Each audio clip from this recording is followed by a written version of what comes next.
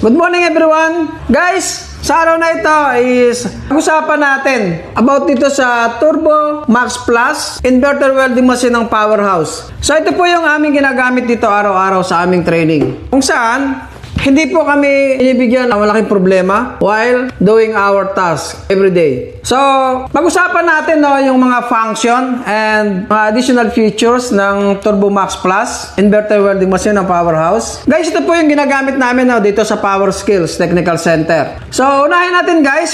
Upon starting, makikita natin yung mga function ng ating inverter welding machine na Turbo Max Plus MMA 350. So, mapapansin natin mayroon siyang VRD. Guys, yung VRD, it is the voltage reduction device na kung saan po is naka-install dito sa ating inverter welding machine ng Powerhouse. Guys, ito ay importante sa isang welder o sa mga gumagamit ng inverter welding machine. Itong voltage reduction device, ito po yung nagpapababa ng risk upang tayo po ay magkaroon ng electric shock. So, yung susunod po dyan guys, itong ating mga function or yung mga gamit, meron tayong manual meter arc and lifting. So, ito pong dalawang to ang pwede nating gamitin dito sa ating Turbo Max Plus na welding machine. Guys, MMA means stick welding. Yun po yung function niya. And the other one is lifting. So, lifting, pwede pala natin siyang gamitin sa TIG. So, ibig sabihin niyan, pag sinabing lifting, iba-bypass lang niya itong ating welding machine. Ibig sabihin, yung gas is hindi po dadaan dito sa ating welding machine. So, direkta na po siya sa tangke. So, yun po yung magiging function ng lifting. And meron siyang mga features dito sa settings. Hot start.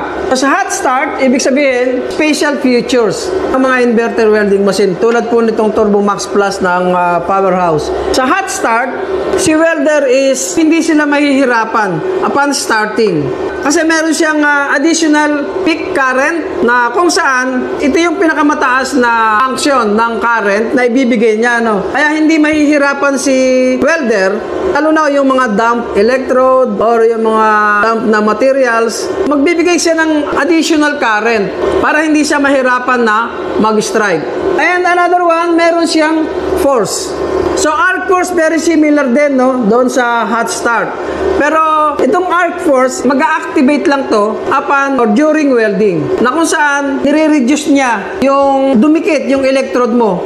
Kailangan naka-set ka sa arc force upang matulungan ka na iyong ginagawa during welding is magtuloy-tuloy, So, yun yung nagagawa ng arc force.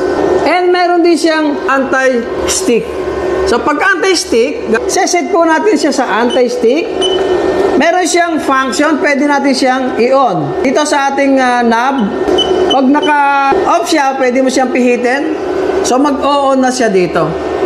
So, pag naka-on po yan, hindi naman sinasabi natin na hindi na siya didikit, Pero, makakatulong po yan upang madali natin siyang matanggal. Dumikit man yung ating electrode, hindi siya ganun kahigpit, So, makakatulong po yan, yung anti-stick. Ito pong inverter welding machine na Turbo Max Plus, meron din siyang synergic function. So, pag sinabing synergic function, guys, itong MMA, lifting, is magagawa natin i-operate in a single function. So, guys, katulad ng ibang inverter welding machine, meron din itong synergic function. So, pag sinabing synergic function, guys, it is work together in a single function or single knob. So, yung lifting and manual metal arc welding, pwede mo siyang iset dito sa isang knob na ito. So, sama-sama na siya dyan. And then, ganun din naman yung hot start. Pwede natin siyang iset dito. 0% hanggang 100% sa isang settings knob lamang na ito, And ganun din sa arc force, pwede din natin siyang iset hanggang 100%. Also, in this knob. Ganon din sa anti-stick. Dito pa rin sa single knob na ito. So, ibig sabihin, synergy expansion work together in a single settings. So, yun po yung advantage ng ating inverter welding machine na Turbo Max Plus. Guys, kaya po namin nagustuhan to, no? Attachment ng aming mga cables. Threaded siya, oh. And sa negative and the positive, also threaded.